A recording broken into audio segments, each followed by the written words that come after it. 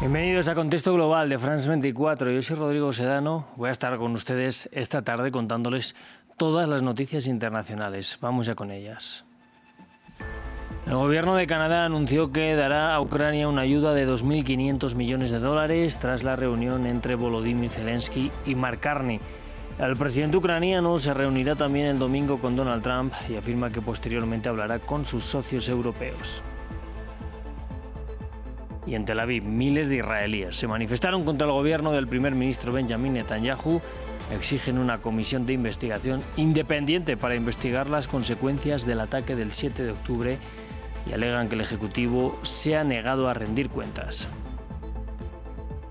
Y en Guatemala, un accidente provocó la muerte de al menos 15 personas y dejó heridas a otras 19. Un autobús cayó por un barranco en la noche del viernes en la carretera interamericana. El gobierno decretó 3 días de luto nacional.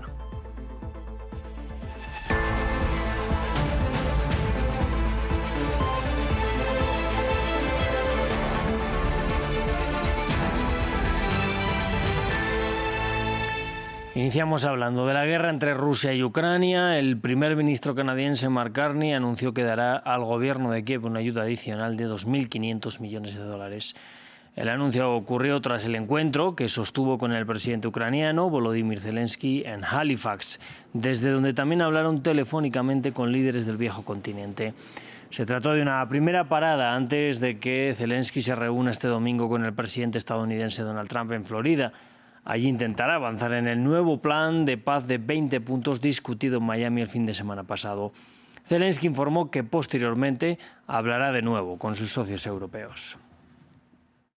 Acogemos con satisfacción todos los esfuerzos que conduzcan a nuestro objetivo común, una paz justa y duradera que preserve la soberanía y la integridad territorial de Ucrania y que fortalezca las capacidades de seguridad y defensa del país como parte integral de la seguridad de nuestro continente. En tanto, el presidente ruso Vladimir Putin advirtió que Rusia alcanzará todos sus objetivos por la vía militar si Ucrania no desea terminar con la guerra de forma pacífica.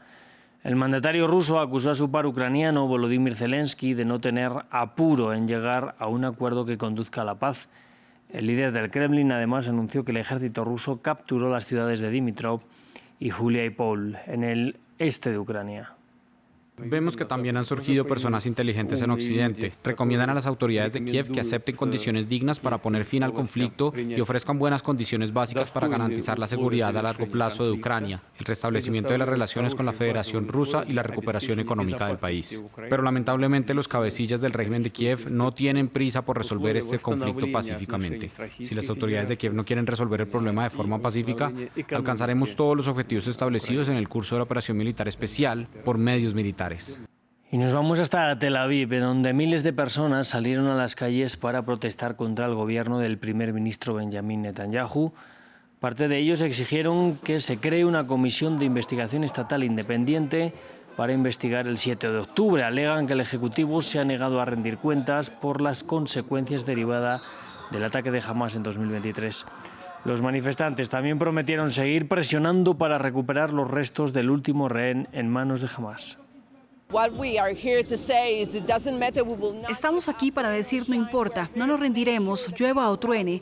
Estamos aquí para asegurar que Israel siga siendo una democracia judía para las generaciones venideras y que esta comisión de investigación estatal se celebre y se encuentre a los responsables de las consecuencias del 7 de octubre. Y la población de la Franja de Gaza sigue esperando la liberación del director del hospital de Kamal Adwan, el pediatra y neonatólogo Hossam Abu Safia, a un año de su detención arbitraria por parte del ejército israelí. La familia del doctor, que se convirtió en voz del devastado enclave palestino y del colapso de su sistema de salud, advierte que su estado de salud está empeorando. Vamos a repasar los hechos en el informe de Gabriel Colchen. Un año después de su detención, el doctor Hossam Abu Safia sigue encarcelado en Israel. Según Amnistía Internacional, fue detenido arbitrariamente por Tel Aviv sin cargos ni juicio. Ha sido objeto de abusos y malos tratos y ha perdido mucho peso. La organización denunció la persecución sistemática de Israel contra los trabajadores sanitarios de Gaza. Hussam Abu Safia, director del hospital Kamal Adwan de Beit Lahiya, en el norte de Gaza, trabajó en este hospital hasta el último momento antes de ser arrestado. El 27 de diciembre de 2024, después de haber asediado el hospital, el ejército israelí lanzó una redada dentro del complejo sanitario, pidiendo a las personas que se encontraban allí evacuar el edificio y deteniendo a varias de ellas. El ejército de ocupación registró a todos los detenidos, arrestaron a algunos pacientes y civiles, torturaron al personal médico y a los pacientes heridos y arrancaron las placas de los pies de los pacientes. Además, bombardeó el hospital, incendió los pisos superiores y dejó el centro de salud fuera de servicio. Israel acusó, sin presentar pruebas, a Abu Safia de estar afiliado al grupo Hamas y lo detuvo. Su familia pide su liberación y advierte que su condición de salud se está deteriorando cada vez más. Se estima que miles de gazatíes fueron detenidos por Israel durante su ofensiva desde el 7 de octubre de 2023. Las organizaciones de derechos humanos denuncian condiciones inhumanas en las cárceles israelíes, donde la privación de comida y la tortura son prácticas sistemáticas. Según la organización Physicians for Human Rights, alrededor de 100 palestinos murieron durante su detención desde el inicio de la ofensiva israelí en Gaza. Y en Guatemala, un accidente provocó la muerte de al menos 15 personas y dejó heridas a otras 19. La noche de este viernes, un autobús cayó por un barranco a unos 75 metros de profundidad en la carretera interamericana al oeste del país. El gobierno de Bernardo Arévalo decretó 3 días de duelo nacional. Nos amplía nuestro corresponsal Andrés Suárez Jaramillo. El presidente de Guatemala, Bernardo Arévalo, decretó este 27 de diciembre 3 días de luto nacional tras el trágico accidente de un autobús ocurrido en la ruta interamericana, una de las principales arterias del país. El saldo del accidente fue de 15 muertos y numerosos heridos, luego de que en la noche de este viernes el bus extraurbano perdiera el control y se precipitara en una hondonada de 75 metros de profundidad. Al tiempo que los equipos de emergencia trabajaron durante horas para rescatar a los sobrevivientes y trasladar a los heridos a hospitales cercanos, varios de ellos en estado grave, la Policía Nacional capturó al conductor del vehículo, quien fue señalado de homicidio culposo. El luto nacional decretado hoy es el segundo de este año, luego de que el pasado 10 de febrero ocurriera otra tragedia de transporte público en la que otro autobús cayó de un puente en Ciudad de Guatemala en el que fallecieron 54 personas. Las autoridades prometen sobre este caso una investigación exhaustiva para determinar responsabilidades, mientras que en el país centroamericano se abre el debate sobre la peligrosidad de estos viejos vehículos que fueron décadas atrás, que funcionaron décadas atrás como buses escolares en Estados Unidos y Canadá y que actualmente son el principal modo de transporte de los guatemaltecos, pero que suelen tener accidentes por fallas mecánicas e imprudencia de los conductores. Vamos al sudeste asiático. Tailandia y Camboya acordaron un cese el fuego en la frontera común tras 20 días de ataques.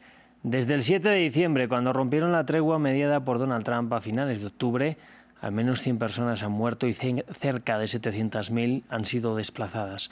Los mandatarios de ambos países se reunirán mañana con su homólogo chino Xi Jinping en Beijing. En tanto, Estados Unidos pidió que cumplan de inmediato con la tregua acordada. Para formalizar su tregua, los dos ministros de Defensa de Tailandia y Camboya intercambiaron personalmente el acuerdo de alto el fuego. La declaración conjunta estipula un cese inmediato de las hostilidades. Lo más importante es que ambas partes mantendrán sus posiciones militares actuales, sin nuevos movimientos militares ni refuerzos, ni nuevos ataques ni provocaciones. Las autoridades tailandesas también deben liberar a 18 soldados camboyanos en un plazo de 3 días. Ambos reinos se acusan mutuamente de estar detrás de la reanudación de los combates a principios de diciembre, 6 meses después de la última escalada mortífera en julio. Camboya y Tailandia llevan décadas de desacuerdo sobre la demarcación de su frontera compartida de 800 kilómetros. Su demarcación se decidió durante el período colonial francés, a principios del siglo XX. En las últimas 3 semanas, alrededor de 100 personas murieron en ambos lados. El alto del fuego permitirá a los aldeanos que fueron evacuados de sus hogares a lo largo de la frontera regresar a sus hogares y reanudar sus actividades. Alrededor de 1 millón de personas han sido desplazadas. 2 cuestiones siguen sin resolverse y, como siempre, amenazan la sostenibilidad del alto el fuego, la demarcación precisa de la frontera y la soberanía sobre varios antiguos templos fronterizos. Pues así nos vamos a despedir y yo les invito a que sigan con nosotros en France 24.